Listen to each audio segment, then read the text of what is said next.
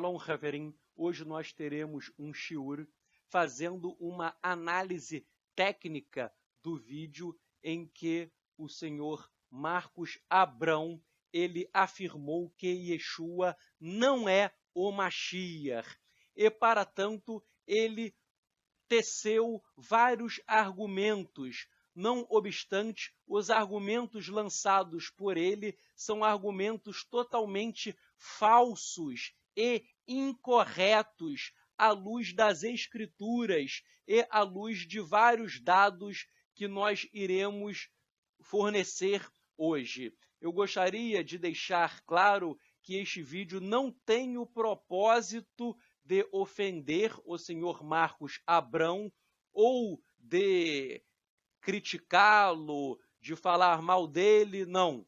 Este não é o objetivo. O nosso objetivo é apenas fazer uma análise do que ele disse à luz das Escrituras e discordando. Nós não temos nada contra a pessoa dele, nós só temos algo contra aos ensinamentos dele, pois nós entendemos que são ensinamentos incorretos. Então nós vamos analisar o vídeo. Bem, no vídeo que ele fez, ele começa dizendo o seguinte. A primeira fala dele, o início é o seguinte: em uma manhã tudo saiu do meu coração, menos o Eterno. E o Eterno me disse, eu sempre estive com você. E depois ele prossegue dizendo que o Eterno falou para ele, agora você está livre para buscar a verdade. E daí diz ele que buscou a verdade e descobriu que Yeshua não é o Mashiach. Bem, há uma coisa muito estranha nisso. Por quê? Porque eu o conheço pessoalmente, tenho amigos que já foram da congregação dele, e ele falava publicamente, eu mesmo ouvi, e eu tenho testemunhas, que ele dizia no passado que ele cria em Yeshua como Mashiach por conta de revelações sobrenaturais do Eterno. Então ele dizia, eu creio em Yeshua porque o Eterno me revelou esta verdade. Então vejam, há anos atrás ele diz que crê em Yeshua porque ele teve uma revelação sobrenatural do Eterno. E se passam uns anos e agora ele diz o seguinte, não, o Eterno me falou que Yeshua não é o Mashiach, agora eu cheguei à verdade. Vejam, como que o Eterno pode revelar coisas contraditórias? Primeiro ele diz que o Eterno revelou que Yeshua é o Mashiach, e agora ele diz que obteve a revelação de que Yeshua não é o Mashiach. Não faz sentido nenhum o Eterno revelar coisas contraditórias, porque o Eterno não é homem para mentir. Seria um absurdo pensar que o Eterno disse, olha, Marcos Abrão, Yeshua é o Mashiach. E agora, anos depois, o Eterno chega e fala, não, eu errei, eu disse algo errado, eu errei e agora eu digo que Yeshua não é o Mashiach. Vejam, não faz sentido nenhum isso. Isso é uma coisa totalmente absurda, pois, repito, o Eterno ele não fala coisas contraditórias. O Eterno não mentiria, não falaria uma inverdade para depois desfazê-la. Isso não existe. Então vejam, só pelo início do vídeo já se percebe que tem alguma coisa muito estranha no ar. Qualquer pessoa mais sensata, que tenha uma análise com mais perspicácia, vai perceber que tem algo errado. Mas bem, ele tem direito de negar Yeshua, ele tem direito de seguir o seu próprio caminho, isso é uma escolha dele, nós não estamos aqui entrando na vida dele, isso ele pode fazer, mas nós vamos analisar tecnicamente os argumentos que ele lançou para falar que Yeshua não é o Mashiach. Ele começa, como primeiro argumento, ele cita o texto de Mateus, capítulo 2, versos 22 e 23, em que Mateus diz que Yeshua seria chamado, quer dizer, ele diz que Mateus fala que o Mashiach seria chamado de Nazareno, e isso ocorreu para se cumprir uma profecia. Então, o raciocínio dele é o seguinte: Mateus diz que o Mashiach seria chamado de Nazareno. E daí ele pergunta o seguinte: ora, como que ele pode ser chamado de Nazareno se isso não está no Tanar, se isso não está nas Escrituras? Mateus fala que ele será chamado de Nazareno para se cumprir o que estava escrito. Porém, onde está escrito que o Mashiach seria chamado de Nazareno? Diz ele, isso não está escrito em lugar nenhum. Então, não existe realmente no Tanar, uma profecia dizendo o Mashiach será chamado de o Nazareno. Isso não existe. Então ele fala, já que isso não existe, é um total absurdo. Mas nós vamos analisar de fato o que Mateus quis dizer. Primeiro eu tomo a liberdade de ler Mateus 2:23 em aramaico, o texto da Peshita em aramaico, e depois nós vamos fazer a tradução. O Etho Amar Bamedito Dimet Kario Nosrat Ar Dinet Male Meden Det Mar Banivio Nosroio Dinet Kre. Tradução. E foi habitar em uma cidade chamada de Nazaré, para que se cumprisse o que foi falado pelo profeta. Aqui está no singular. Para se cumprir o que foi dito pelo profeta. Aqui em aramaico está neviô. Para se cumprir o que foi dito pelo profeta. De Nazareno será chamado. Então vejam, aqui Mateus diz que o Mashiach será chamado de Nazareno, e isso é para se cumprir uma profecia do profeta. E aí vem a questão, onde isso está no Tanar? Onde o Tanar diz que o Mashiach seria chamado de Nazareno? Vejam, não existe uma profecia com essas palavras. O Mashiach será chamado de Nazareno. Porém, nós temos que verificar o seguinte, que existe uma profecia, sim, sobre isso, que foi interpretada por Mateus. Por quê? Porque em hebraico a palavra Nazaré é Natzrat e a palavra Nazareno é Natzri. Então, Nazaré e Nazareno, Natzrat e Natzri, são duas palavras hebraicas que provêm do mesmo radical, o radical netzer, que significa broto ou rebento. E existe uma profecia no Tanar, que nós vamos analisar, mais precisamente uma profecia de Yeshayahu, de Isaías, no sentido de que o netzer, o broto, o rebento, ele seria o Mashiach, o netzer deixai, o broto, o rebento deixai, que é Jessé, conhecido em português.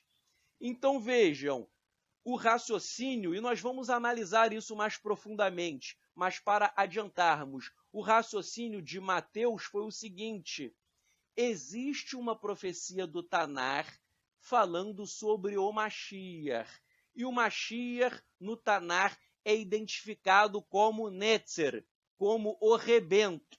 Então, de Netzer se extrai a palavra Natzri, Nazareno. Vejam só, Netzer, Natzri, rebento e Nazareno. Em português fica um pouco estranho, porque rebento não tem nada a ver com Nazareno. Rebento e Nazareno são palavras totalmente diferentes. Mas em hebraico, Netzer e Natzri, Netzer, Natzri, são palavras com o mesmo radical. E há uma profecia que nós vamos analisar aqui, dizendo que Netzer, ou seja, o broto, o rebento, ele será o Mashiach. A profecia está em Yeshayahu, Isaías, capítulo 11, versos 1 a 4.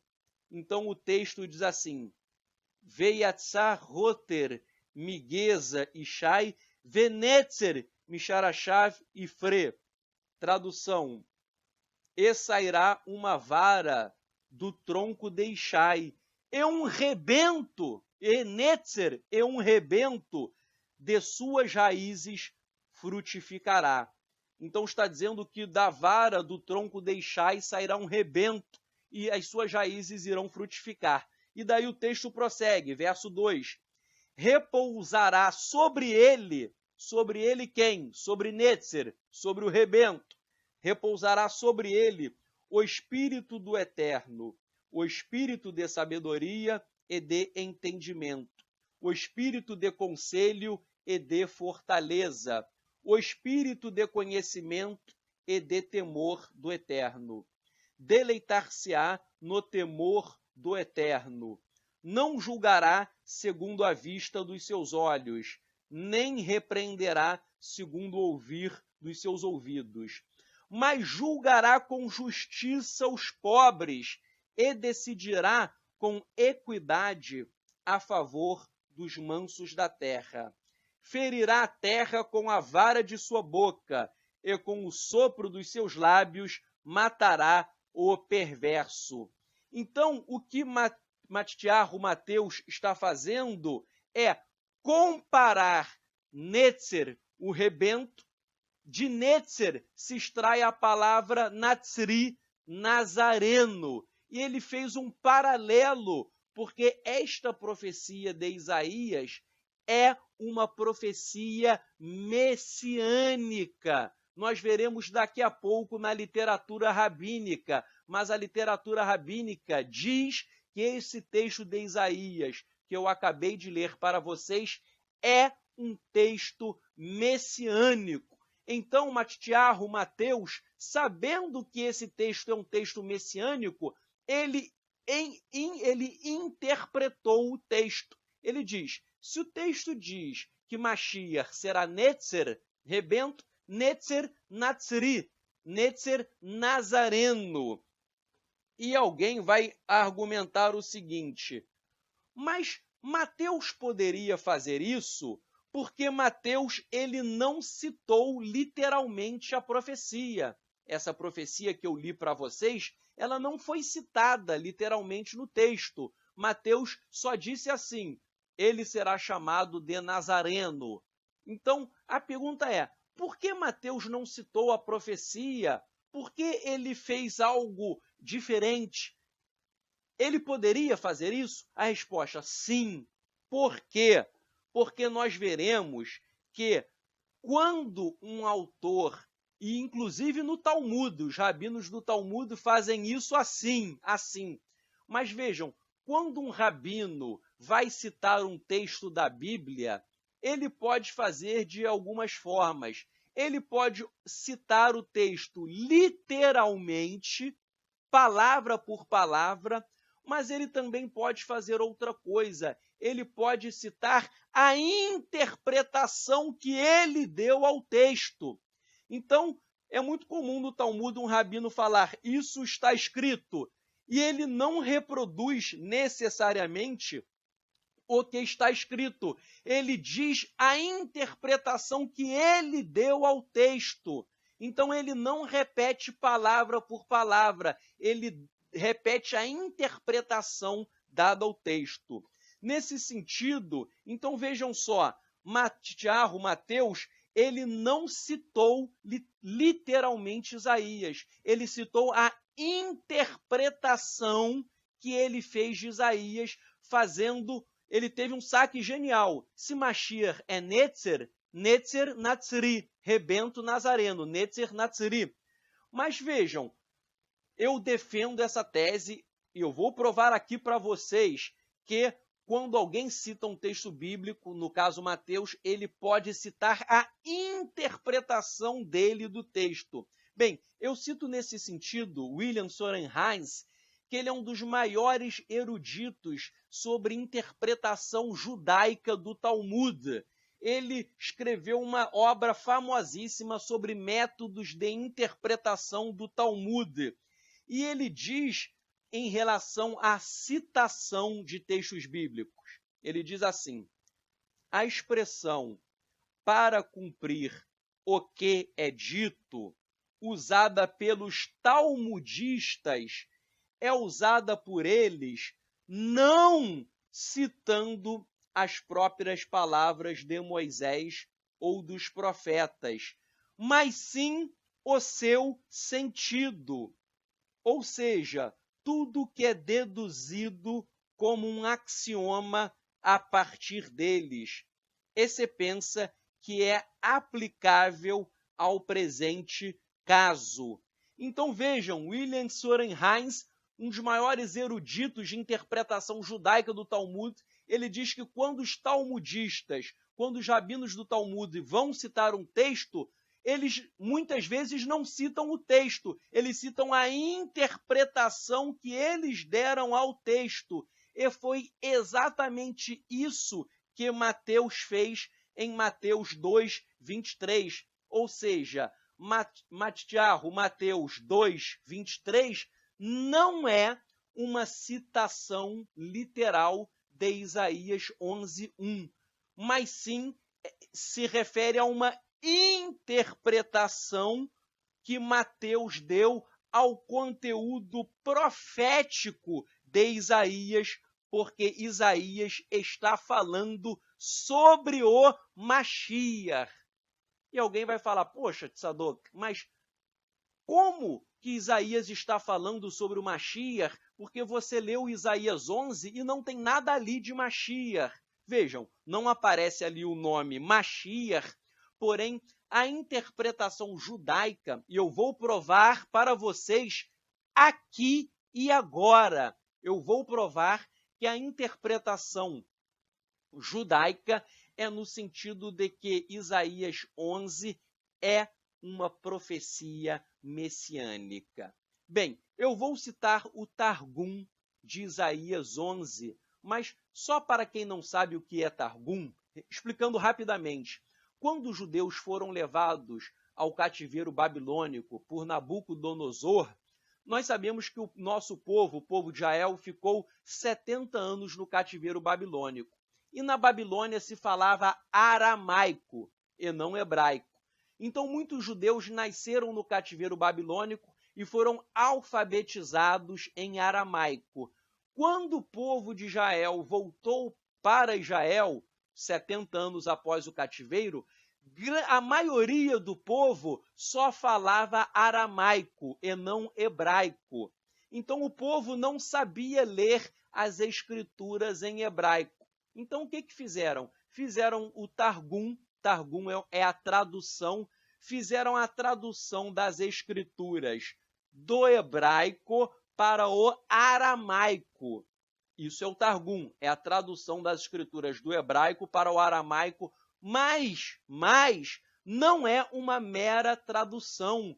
Também existem explicações e acréscimos. Então o Targum é o texto da escritura, mas com acréscimos e interpolações explicativas do texto.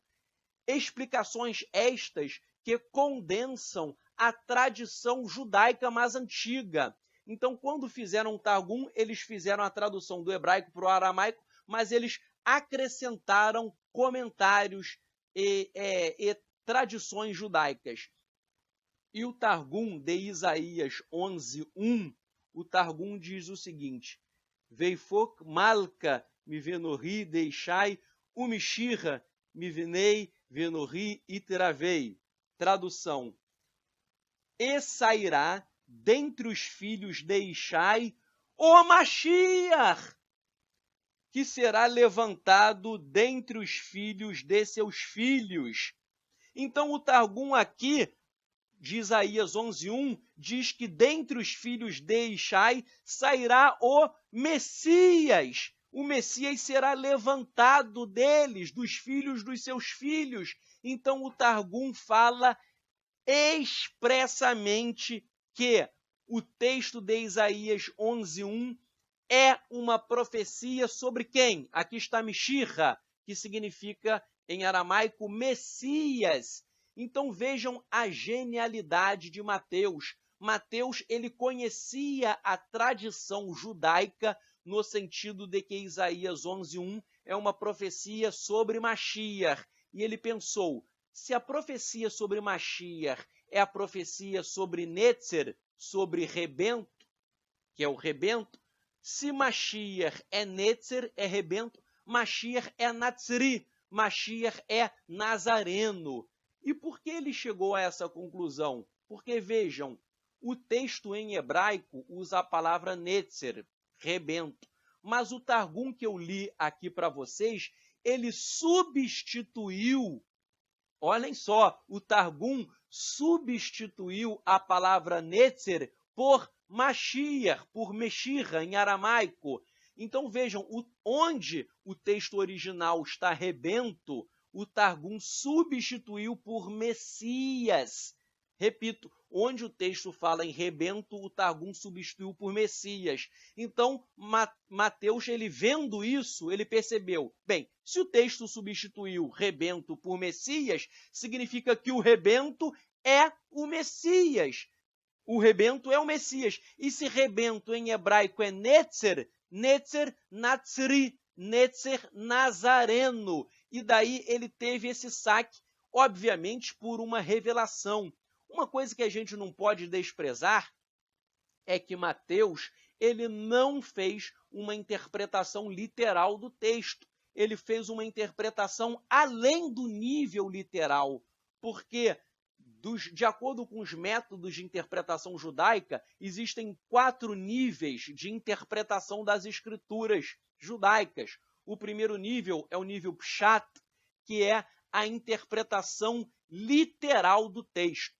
Então, você faz uma interpretação literal do que está escrito palavra por palavra. Mas, além do Pshat, existe o método chamado Remes. Remes é uma dica, uma insinuação, uma ilação de que você extrai do texto. Então, você vai além do nível literal. Você faz uma ilação do texto e chega a uma conclusão por uma dica que o texto dá. Então, é um nível acima do literal. Um outro nível acima do literal é o método Drash ou Midrash, em que você compara diversos textos bíblicos, conjugando-os, e daí você faz uma interpretação conjunta e chega a uma conclusão sobre um conjunto de textos.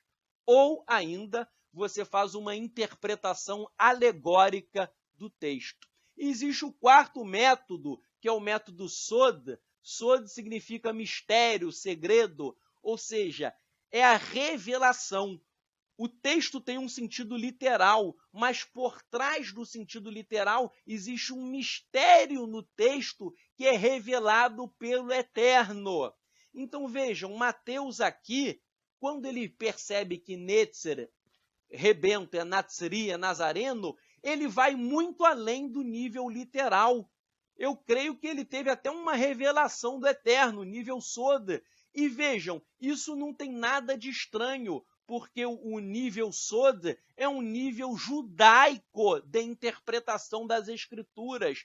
Você não pode se esquecer do seguinte, os escritores da Brit Hadashah, do Novo Testamento, todos eles eram judeus, e eles conheciam os métodos de interpretação judaica. Então, Mateus aqui, ele usa um método de interpretação judaica. Por quê? Porque ele fez essa comparação entre Netzer, rebento, e Natzri, Nazareno, porque a profecia de Isaías 11:1 é uma profecia sobre o Mashiach. Eu citei o Targum, mas não só o Targum. Eu mostro para vocês essa obra rabínica, Mikraot Gedolot, que é uma obra medieval. Essa obra é chamada também de a Segunda Bíblia, ou também de a Bíblia Rabínica. que ela tem as escrituras, mas ela contém vários e vários comentários rabínicos. É uma obra em quase 30 volumes. Esse livro daqui é só sobre Isaías. Isaías volume 1, mas só sobre Isaías são 2 livros. A obra completa são quase 30 livros. Eu tenho a coleção completa, que é maravilhosa. Mas vejam, aqui nessa obra rabínica, nós lemos que os rabinos, quando eles vão comentar Isaías 11, eles dizem o seguinte, que o texto está falando sobre o rei Messias, que virá para redimi-los. Então, eles interpretam Isaías 11 também como uma profecia sobre o Mashiach.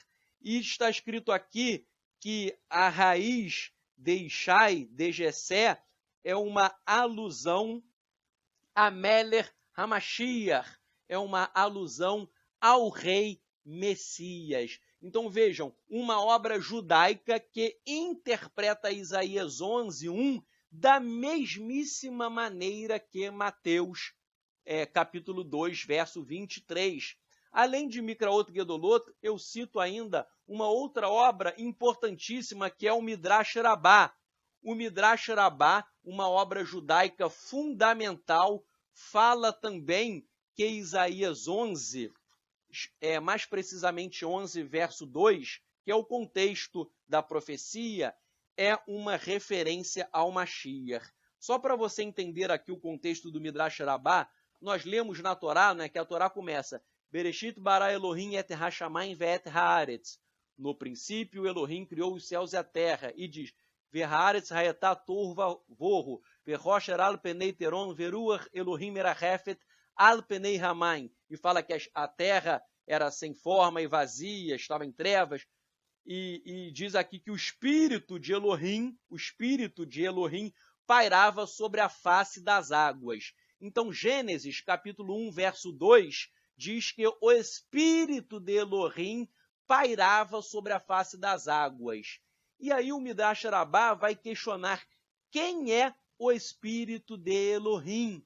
Quem é o espírito de Elohim? E o Midrash Rabbah vai dizer que o espírito de Elohim é o espírito do Mashiach. O Midrash Rabbah diz aqui, nessa edição, na página 17, que o espírito de Elohim que pairava sobre a face das águas é o espírito do Mashiach. E para comprovar isso, que o espírito de Elohim é o espírito do Mashiach, o Midrash cita Isaías 11:2, que é o mesmo, Mateus é sobre Isaías 11 também, e ele cita para provar Isaías 11:2, dizendo, e o espírito do Eterno repousará sobre ele.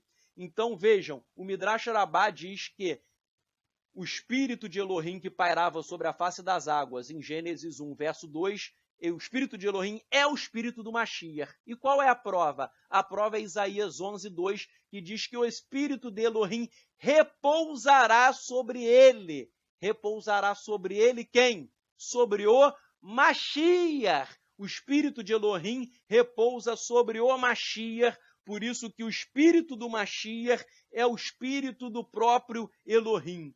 Então vejam, Haverim, com isso nós percebemos que tanto o Targum atesta que Isaías 11 é uma profecia messiânica. Eu mostrei para vocês, Mikraot Gedolot, os rabinos dizem a mesma coisa e o Midrash Rabbah também confirma. Então a interpretação de Mateus foi uma interpretação totalmente compatível com o pensamento judaico. Cito ainda o rabino Ibn Ezra.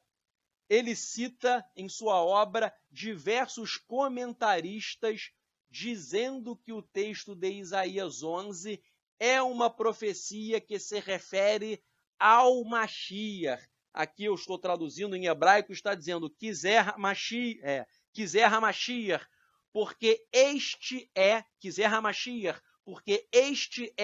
o Messias. Então, o rabino também atesta que Isaías 11 é sobre o Messias. A obra Metsudat David também diz assim, Hashem está falando sobre o tempo do Messias em Isaías 11. E também o Midrash Terlim 72, verso 2, fala que o texto está dizendo sobre as decisões de Meler HaMashiach, ou seja, do rei Messias. Então vejam, tanto Mikraot Gedolot, quanto Midrash Rabbah, quanto Rabino Ibn Ezra, quanto o Metzudat David, Midrash Terlim, todas essas obras de o Targum, todas essas obras que eu citei, dizem que Isaías 11 é uma profecia messiânica, e da mesmíssima maneira, Mateus, ele diz que isso é uma profecia messiânica e ele interpreta e cita em um nível sod, dizendo que o rebento Netzer é Natzri, é o Nazareno. E repito mais uma vez as palavras do erudito do Talmud, William Sarenheinz, que quando um autor do Talmud cita um texto, não significa que ele está citando literalmente. Ele pode sim citar a interpretação pessoal que ele deu ao texto. E foi exatamente isso que Mateus fez. Mateus não citou literalmente Isaías 11, mas ele interpretou Isaías 11. Aí vem a questão, se os rabinos do Talmud podem fazer isso, por que Mateus não pode? Ora, nós temos que ser honestos, porque tanto os rabinos do Talmud quanto Mateus, ambos são judeus. Se um pode fazer isso, Mateus também pode. Então não há nada de errado com a Brit Hadashah. Bem, o segundo argumento do Rosh Marcos Abrão é que ele cita, ele diz assim, como Roma irá dar ordem para que cada um voltasse à sua cidade natal durante o censo? Ele fica perplexo pelo seguinte, lá em Lucas, capítulo 2, a partir do verso 1, está dizendo que foi feito um censo pelo Império Romano. E nesse censo houve uma determinação que cada um fosse se alistar em sua própria cidade. E daí ele diz, ora, como isso seria possível? Falar que uma pessoa tivesse que sair do seu lugar de residência e voltar para a sua cidade natal. Diz ele, isso é um absurdo. Ele chega até a usar uma ironia, dizendo, isso daí, nos dias de hoje, quem iria gostar disso seriam as companhias aéreas, porque as pessoas teriam que viajar para longe. Então, vejam, diz ele que esse censo é um absurdo, porque como o Império Romano vai determinar que alguém saia de onde você mora e vá fazer o recenseamento em sua cidade natal? Bem, ele cita isso dizendo que é um absurdo, mas ele não cita nenhuma fonte histórica. E o pior de tudo isso é que ele cometeu um erro grave. Ele cometeu um erro hediondo e até medíocre. Por quê? Porque na obra romana Lapis Venetus está dizendo que este censo ocorreu. Na obra romana Lapis Venetus testifica que ocorreu esse censo, tal como está descrito no livro de Mateus. Vejam, era muito comum o Império Romano fazer censos. Na obra de Flávio Joséfo, em Antiguidades 18.1, fala de um censo para os habitantes da Judéia e da Síria para fins de tributação. Era muito comum o Império Romano fazer censos. Flávio Joséfo atesta isso. E a regra era que cada um fosse recenseado em sua própria cidade de domicílio. Então, o que causou estranheza no Marcos Abrão realmente procede, porque a regra no Império Romano é que onde você mora, você vai ser recenseado ali, porque é uma logística muito grande obrigar o cara a voltar para a sua cidade natal. Então a regra é, onde você mora, você se alista para fins de recenseamento. Porém, há relatos históricos dizendo que em algumas ocasiões o Império Romano determinou que as pessoas retornassem à sua cidade natal para fazer o recenseamento. Isso consta na obra do jurista romano Ulpianus. Ulpianus atesta que o Império Romano fazia isso que está descrito no livro de Lucas. Então não há nada de errado, porque além da obra Lapis Venetus, que atesta a historicidade desse censo, o jurista romano Ulpianus, ele falou que um censo assim foi feito, mais de um, obrigando que as pessoas voltassem para a sua cidade natal. Além disso, o erudito judeu Emil Schurer, na obra History of the Jewish People in the Age of Jesus Christ, volume 1, página 403, número 5, ele dá dados históricos comprovando esse censo. Então, e cito ainda, aí já não foi na Judéia, mas, por exemplo, Vibius Maximus, em 104, depois de Yeshua, ele determinou que no Egito, aí foi no Egito, não foi Israel, que no Egito as pessoas voltassem para a sua cidade natal para fazer o recenseamento. Então vejam, isso que o Marcos Abraão achou estranho ocorreu na história inúmeras vezes. E o que eu fico assim indignado, né, não com a pessoa, mas com as ideias, é porque o Marcos Abraão ele lança as pérolas dele, mas ele não pesquisa a história.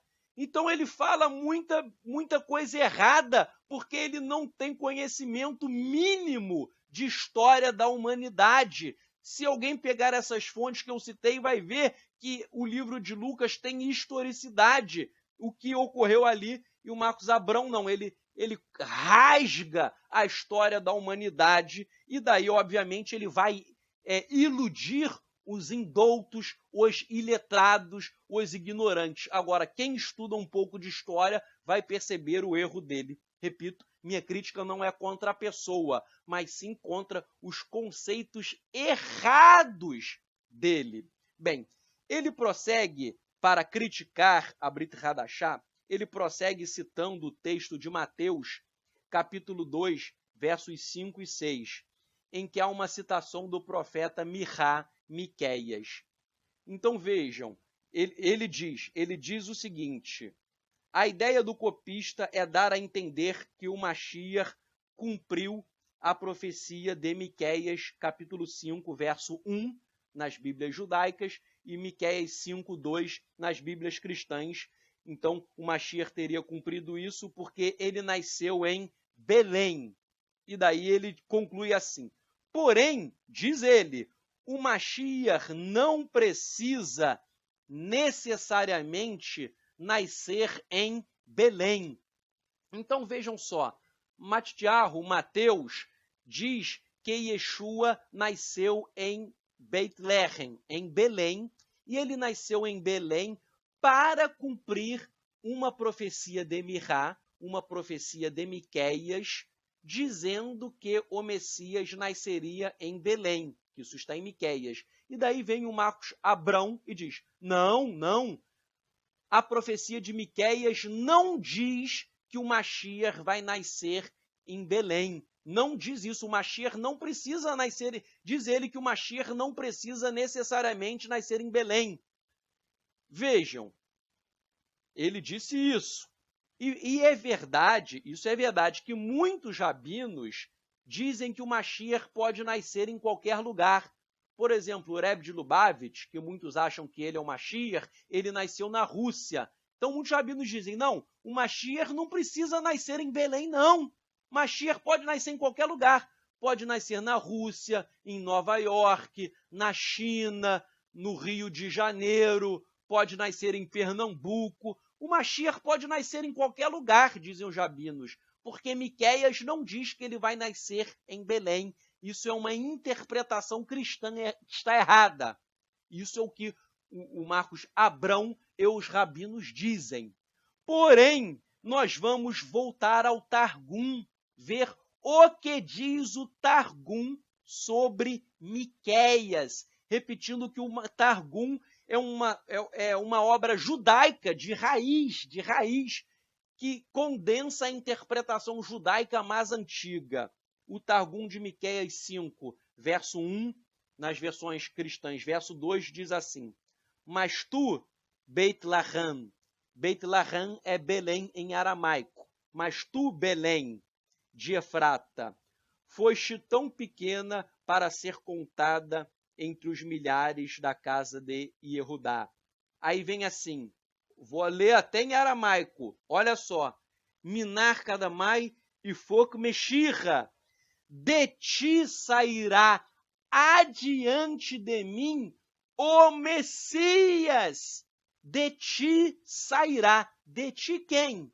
De Belém. Beit Lahan em aramaico, Betlehem em hebraico, Belém. Então, de ti, de Belém, sairá o Mashiach. Então, o Targum está dizendo literalmente que de Belém sai o Mashiach. Então, o Mashiach tem que nascer em Belém. E o texto prossegue, o texto diz, de ti sairá adiante de mim o Messias para executar o governo sobre Israel, cujo nome é proferido desde os tempos antigos, desde os dias da eternidade. Então, Raverim, vejam, o Targum, que é a interpretação judaica mais antiga, atesta que o Mashiach tem que nascer em Betlehem, em Belém. E esse foi o raciocínio usado por Matitiarro, por Mateus. Ali ele reproduziu a interpretação judaica mais antiga. Agora, o que aconteceu foi o seguinte, depois os rabinos deturparam as escrituras e começaram a falar, não, a profecia não tem nada a ver com Belém e Messias nascer em Belém. O Messias pode nascer em qualquer lugar, pode nascer na Rússia, na China, na Índia, pode nascer na África do Sul, pode nascer em qualquer lugar. Não tem profecia nenhuma dizendo que é em Belém. Mas isso é uma deturpação dos rabinos, porque de acordo com o Targum, o Messias tem que nascer em Belém. E daí os rabinos distorceram. Por que eles distorceram a verdade? Por quê? Porque eles sabem que o único que se apresentou como Mashiach e que nasceu verdadeiramente em Betlehem, em Belém, é Yeshua. E daí, já que eles estão com o pé atrás em relação a Yeshua, para fechar os olhos para Yeshua, eles foram e modificaram o entendimento. Mas, repito, o Targum atesta o nascimento do Mashiach em Betlehem, em Belém. Bem, o quarto argumento que ele usa é o seguinte, disse ele, nós aprendemos que o Mashiach foi sacrificado e o seu sangue perdoa os pecados de todos aqueles que o aceitam como o Mashiach.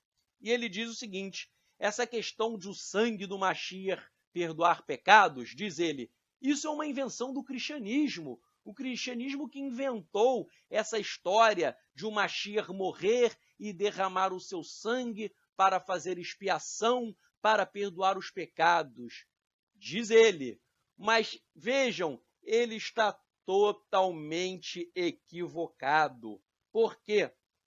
Porque a ideia do Mashiach morrer, derramar o seu sangue e fazer expiação, isso se extrai de Yeshayahu Nun Gimel, de Isaías 53. Eu já fiz 3 vídeos sobre Isaías 53. O primeiro vídeo se chamou Isaías 50, o servo sofredor no Tanar e no Targum. O segundo vídeo foi o servo sofredor na literatura rabínica, provando que o servo sofredor é o Mashiach na literatura rabínica. E o terceiro, eu fiz um vídeo com várias outras fontes rabínicas, provando que Isaías 53 é uma profecia sobre o Mashiach que morre, que derrama o seu sangue, e o sangue dele quem faz capará, quem faz expiação pelos pecados. Existem vários rabinos que atestam isso. Isso não é invenção do cristianismo, não. Eu vou colocar na descrição desse vídeo de hoje no YouTube, na descrição eu vou colocar o link com esses 3 vídeos de Isaías 53, que você não pode perder esses vídeos. Nesses vídeos eu falo toda a verdade, eu cito dezenas e dezenas de fontes rabínicas provando que Isaías 53 é sobre o Mashiach, que sofre, que morre, que derrama o seu sangue e que faz a expiação pelos pecados. Então, vejam, eu não posso repetir tudo que eu falei para vocês nesses 3 vídeos, que cada vídeo tem uma hora. Então, daria mais 3 horas só sobre Isaías 53. Mas vejam esses vídeos que eles irão abrir o seu entendimento sobre Isaías 53. Então, o fato de o Mashiach morrer para fazer expiação pelo derramamento do seu sangue, isto não é invenção cristã, isso decorre do profeta Yeshayahu, do profeta Isaías. Tanto é verdade que o Targum de Isaías 53 fala expressamente que o servo sofredor, quem é? É o Mashiach. Está no Targum isso. E além do Targum, eu cito também, eu vou falar aqui umas 2 ou 3 fontes, mas nesses 3 vídeos que eu fiz, eu citei muitas e muitas fontes. Mas, por exemplo, nos manuscritos do Mar Morto, que condensam uma forte interpretação judaica na época do primeiro templo, na época do segundo templo, na época de Yeshua, nos manuscritos do Mar Morto, na regra de Damasco, coluna 14, 19, está escrito: e esta é a exata interpretação da norma até que surja o Messias de Aharon e Israel. Ele quem? Ele o Mashiach. Ele expiará por seus pecados. Ele expiará e ele será castigado. Então aqui os manuscritos do Mar Morto retratam um Mashiach que é castigado e que expiará pelos nossos pecados. Isso está nos manuscritos do Mar Morto. Além disso, vejam, o rabino Saadia Gaon, vejam só o que esse rabino fala sobre Isaías 53. Ele diz, desculpem, aqui não é sobre Isaías 53 não, aqui é sobre o Mashiach. Ele diz, ele, o Mashiach, pode ser comparado com aquele que limpa com fogo os membros da nação que cometeram pecados graves. Então, aqui ele diz que o Mashiach é comparado com aquele que limpa com fogo os pecados das pessoas que cometeram pecados graves. E ele prossegue, ou o Mashiach, ou é aquele que lava com lixívia aqueles integrantes que foram culpados por infrações leves, como a Escritura nota imediatamente a seguir, porque ele é como o fogo do ourives e como o sabão do lavandeiro. Isso daí é uma citação de Malaquias 3:12. Isso que eu citei está em Ktav 8.6. Então vejam, o rabino Saadia Gaon, ele diz que o Mashiach é quem limpa os pecados graves e é que, como se limpasse com fogo, e é que quem limpa como se limpasse com sabão os pecados leves. Então Mashiach limpa pecados graves e também pecados leves. Então é um Mashiach que limpa tudo. Então essa ideia de um Mashiach perdoar, limpar, de sermos limpos pelo sangue do Mashiach, isso é uma ideia judaica. Estou citando aqui o rabino Saadia Gaon. Cito também o sábio judeu Isaiah Avraham Horovitz, um grande erudito judeu. Ele diz assim, porque ele, o Mashiach, irá oferecer a sua vida e derramará a sua vida à morte. Citando, aí ele cita Isaías 53:12, e ele diz, e o seu sangue, o sangue do Mashiach, repito, e o seu sangue expiará pelo povo junto ao Eterno. Vejam, então aqui esse sábio judeu fala também que é o sangue do Mashiach quem vai trazer o quê? Quem vai trazer expiação pelos pecados do povo. Isso é cristianismo? Não. Eu estou citando rabinos, eu estou citando eruditos judeus. Cito ainda o Zohar. Vejam só o que diz o Zohar, a obra-prima da Cabalá judaica. Diz o Zohar, no Gan Eden, no Jardim do Éden, há um salão que é chamado de salão do aflito. Agora, é para dentro deste salão que o Mashiach vai e convoca todas as aflições, as dores e o sofrimento de Israel para recaírem sobre si. Então vejam, existe um salão do aflito, que é um salão da aflição, de tormento, e ele diz que o Mashiach, o Zohar está dizendo que o Mashiach entra nesse salão e convoca as aflições, todas as dores e todos os sofrimentos de Israel para recaírem sobre ele, sobre o Mashiach. E ele diz, e se ele, o Mashiach, e se ele não tivesse aliviado os filhos de Israel de suas tristezas e tomado o fardo deles sobre si, não haveria ninguém que pudesse suportar o sofrimento de Israel como punição pelo descumprimento da Torá. Então aqui ele diz que Israel descumpriu a Torá, e se o Mashiach não levasse sobre si as dores, os sofrimentos, as aflições, ninguém conseguiria resistir, ninguém subsistiria se o Mashiach não levasse sobre si as dores, as aflições e os sofrimentos do povo de Israel. E aí o Zohar termina esse texto citando Isaías 53. O Zohar conclui, porque está escrito, Isaías 53, certamente as nossas doenças ele suportou e as nossas dores ele carregou.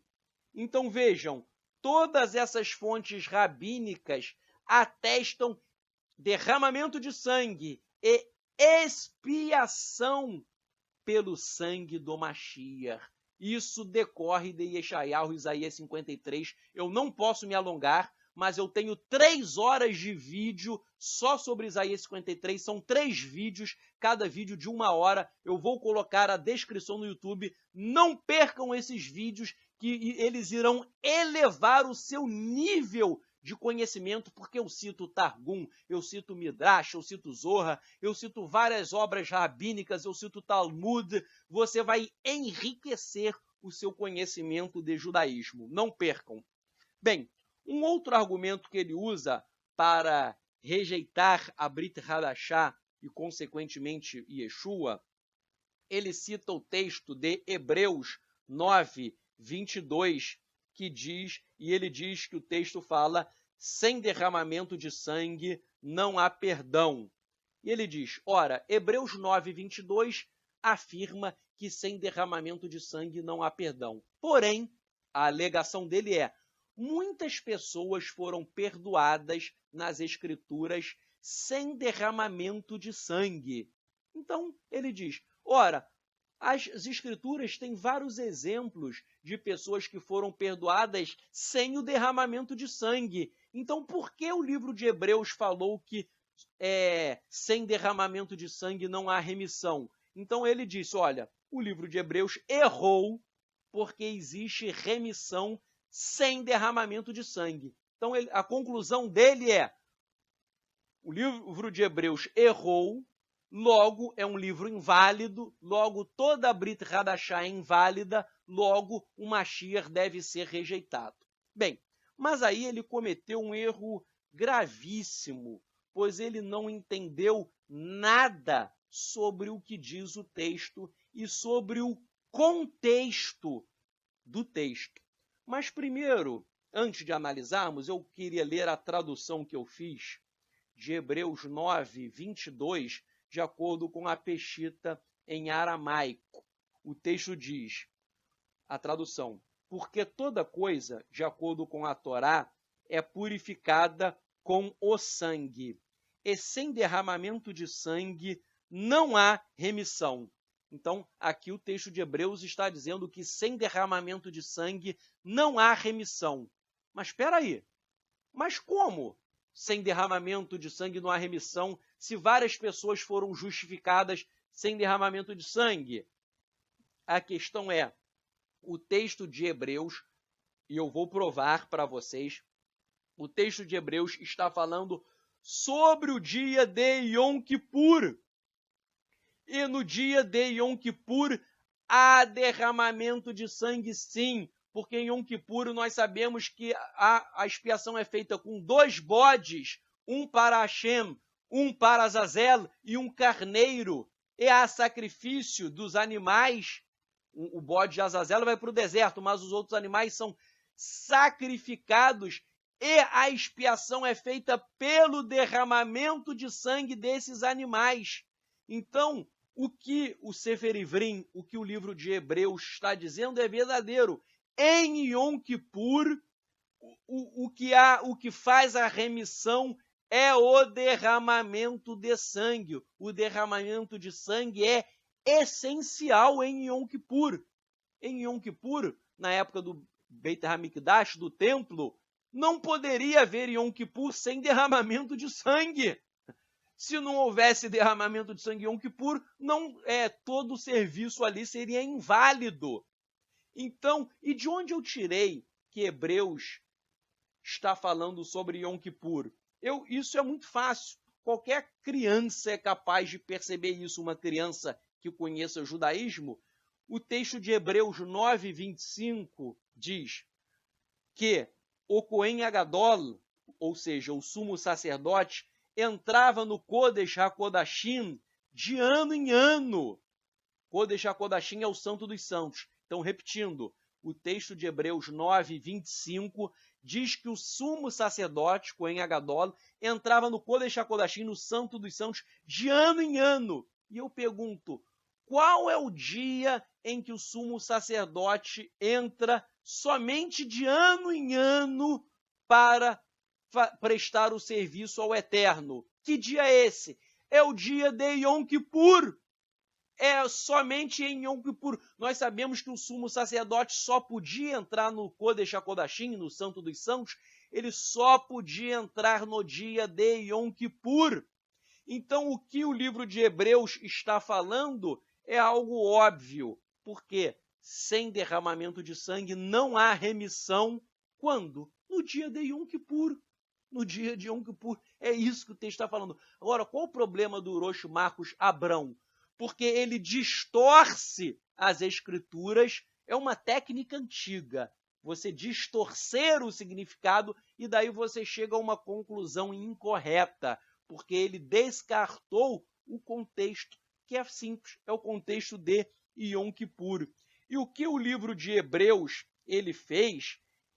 O livro de Hebreus ele fez uma coisa fantástica, porque ele fez, na verdade, uma comparação. A comparação é, se o sangue derramado em Yom Kippur é capaz de fazer a remissão, o sangue dos animais, que dirá o sangue do Mashiach, que é um sangue muito mais precioso, porque os sacrifícios dos animais tinham que ser renovados constantemente, mas o sacrifício do Mashiach é único.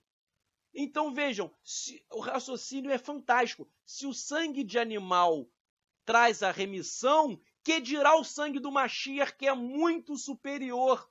E aí sempre vem algumas pessoas lesadas da cabeça e falam, mas Yeshua fez um sacrifício humano, isso é um absurdo. Vejam, Yeshua não fez um sacrifício humano, isso é burrice quem fala isso, com todo respeito.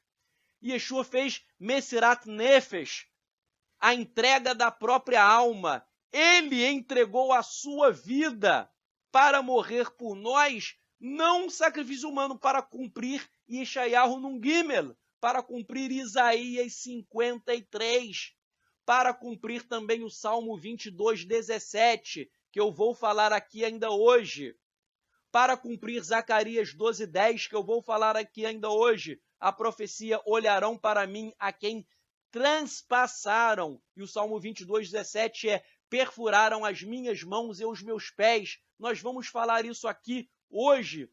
Então, Yeshua, Mesirat Nefesh, se você ler a obra do Rebbe de Lubavitch, ele fala muito disso.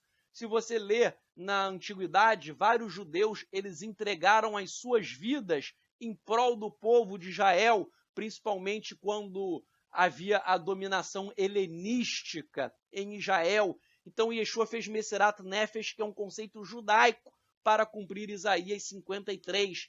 Então, o autor de Hebreus, ele teve um saque brilhante. Ele fez um midrash, comparando se as escrituras têm tantos textos dizendo que há remissão com o sangue, se em Yom Kippur, sem derramamento de sangue, não há remissão, então o sangue de Yeshua é mais precioso para fazer essa remissão. Vejam, eu tenho estudos sobre a capará, sobre a expiação pelo sangue de Yeshua. Não vai dar para falar hoje, em razão do tempo, que é curto, mas eu vou colocar a descrição no YouTube de artigo que eu escrevi sobre a capará, sobre a expiação pelo sangue do Mashiach, de acordo com o judaísmo. Não é nada cristianismo, não. Tudo de acordo com o judaísmo. E tem um artigo que eu escrevi também sobre Yom Kippur e a capará e a expiação pelo sangue do Mashiach. São dois estudos que vão explicar totalmente essa questão que eu estou falando agora. Não dá tempo de eu analisar aqui, que o tempo é curto, mas esses dois estudos você precisa ler. São textos escritos que explicam toda essa questão da capará. Mas vejam só, vamos prosseguir o nosso estudo. Hebreus citou o texto de Levítico de Vaikra, dizendo que sem derramamento de sangue não há remissão. Mas não foi só apenas o livro de Hebreus. O Talmud cita a mesma coisa do que o livro de Hebreus. Repito, o que o livro de Hebreus fez, o Talmud citou de maneira quase idêntica. Não é igual, mas é quase idêntica, é muito parecido. Nós lemos no Talmud, no Tratado de Zevarim 6a, certamente a capará, a expiação, só pode ser feita com o sangue. Repetindo, certamente a expiação somente pode ser feita com o sangue. Como ele diz, pois é o sangue que fará expiação em virtude da vida. E o Talmud, em Yomá 5a, diz: será que a imposição da mão na cabeça do animal faz a expiação? Porque isso é o seguinte: quando o sumo sacerdote ia imolar o animal, ele colocava a mão na cabeça do animal. Então, o texto aqui pergunta: será que quando o sacerdote colocava a mão na cabeça do animal, isso faz expiação? Talmud diz: não, isso não faz expiação. E o Talmud prossegue: a expiação vem através do sangue, pois é dito, pois é o sangue que faz expiação em virtude da vida. Então, Raverim, aqui o texto está falando claramente sobre expiação pelo sangue. Aqui a expiação é feita pelo sangue, que quem diz isso aqui eu citei, o Talmud. O Talmud está seguindo o mesmo raciocínio do livro de Hebreus. E o Talmud, essa questão da importância do sangue nos sacrifícios, essa importância do sangue, ela é narrada amplamente na Torá, mas também é narrada muito no Talmud. O Talmud destaca a importância do sangue na remissão. Existem várias passagens. Eu vou citar, por exemplo, Zevarim 10b a 11a, Zevarim 38b e 82a e 83a, Zevarim 47b, 38A a 38B, Zevarim 11A e 92B, Zevarim 46A, Zevarim 92B, Zevarim 52A e 52B, 65A, 66A, Yoma 49B e 50A, Menahot 16A, Rulim 35B, Pessahim 62A, 77A, 78B e 79A, Meilá 15B, Zevarim 15A e 25A, Yoma 48A, Menahot 26B, Zevarim 82A e 82B, Yoma 61A e 62A, Pessahim 65A e 65B, Zevarim 34B, 35A e 60A, e outros textos. Tudo isso são textos do Talmud destacando a importância do sangue como elemento da expiação. E é isso que o autor de Hebreus quis destacar, aplicando ao sangue de Yeshua, que é o sangue do servo sofredor de Isaías 53. Então vejam, Marcos Abrão diz, há muitas pessoas que foram justificadas sem o sangue. Sim, muitas pessoas foram justificadas sem o sangue. Porém, em Yom Kippur, somente a remissão pelo derramamento de sangue. Isso está claro tanto na Torá quanto no Talmud. Então, em Yom Kippur não tem jeito, tem que ser expiação pelo sangue. Bem, ele usa ainda o argumento de Yohanan João 19, versos 33 a 37, que cita, esse texto cita Zechariah Zacarias 12:10, aquele texto que diz em Zacarias 12:10, olharão para mim a quem transpassaram. E ele diz o seguinte, que as pessoas, né, que o contexto das pessoas chorando não aconteceu naquele momento. Então ele diz, olha, Zechariah 12:10 fala, olharão para mim a quem transpassaram. Yohanan 19, 33 a 37 cita dizendo que esse texto se cumpriu com Yeshua.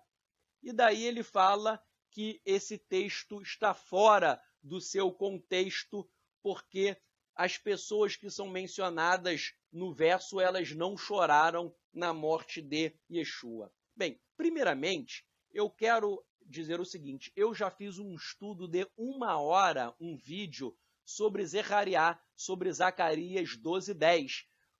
Nesse vídeo eu explico tudo isso, então você tem que assistir a este vídeo que eu vou colocar na descrição desse vídeo de hoje no YouTube. Zacarias 12:10, você tem que ver esse vídeo que é 1 hora só analisando esse texto e você vai ficar impressionado com as coisas que eu vou falar, sempre fundamentando o meu raciocínio na literatura rabínica.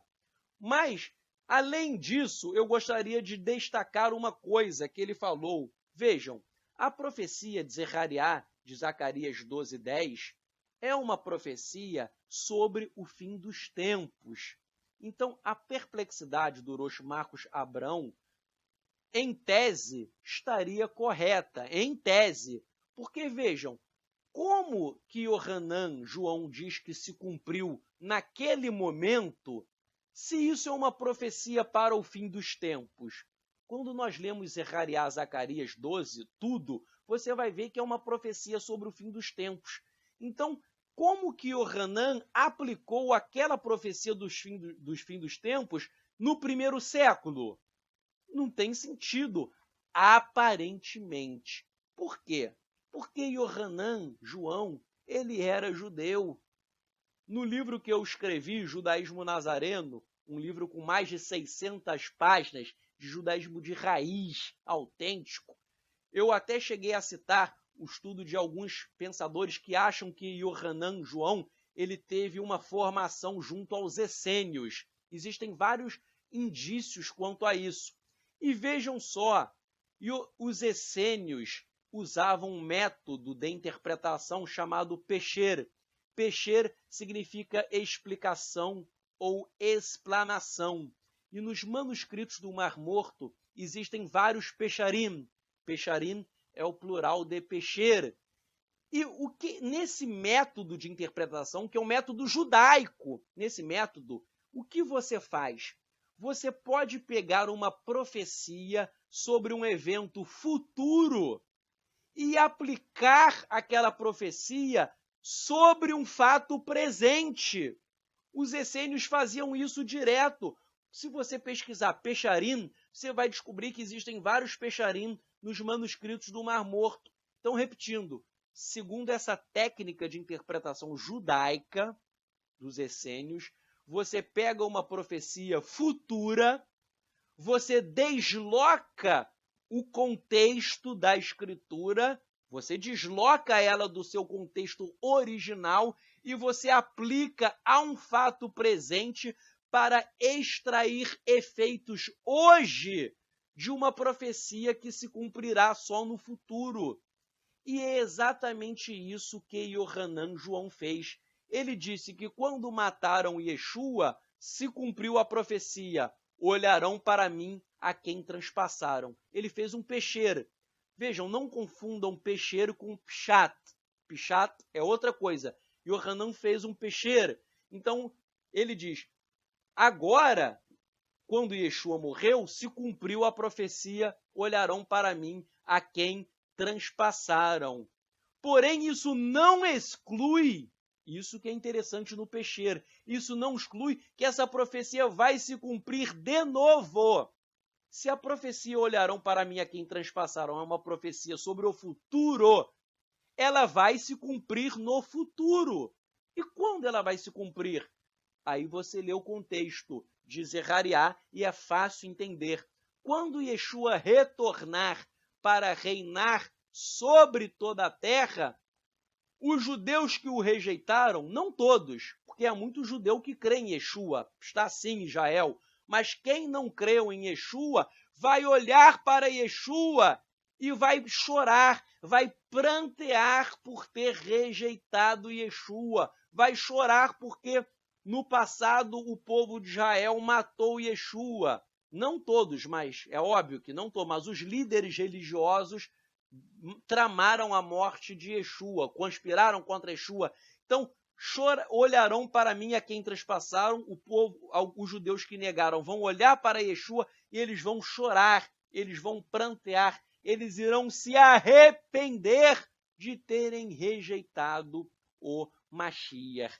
Então, Yohanan, ele fez um pesher, ele aplicou a profecia de Zechariah, Zacarias 12:10, ao tempo dele, mas isso não exclui um cumprimento futuro. Vejam, os essênios faziam isso. Eu tenho aqui vários pesharim, vários.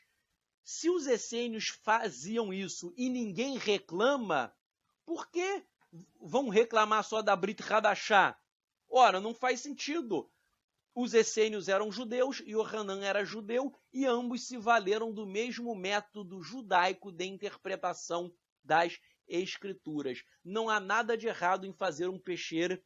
Se você estudar manuscritos do Mar Morto, você vai ver que existem vários pesharim. Então, isso é algo totalmente possível dentro do judaísmo. Então, e vejam só uma coisa interessante.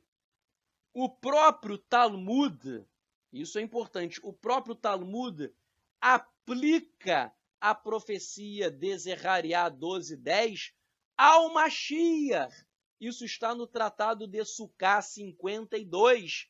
Então vejam, o próprio Talmud aplica a profecia de Zacarias 12:10 ao Mashiach, demonstrando que há um entendimento judaico no sentido de que esse texto se refere sim ao Mashiach, e repetindo, Yohanan João, ele fez um pesher, um método judaico de interpretação das Escrituras que é totalmente admissível.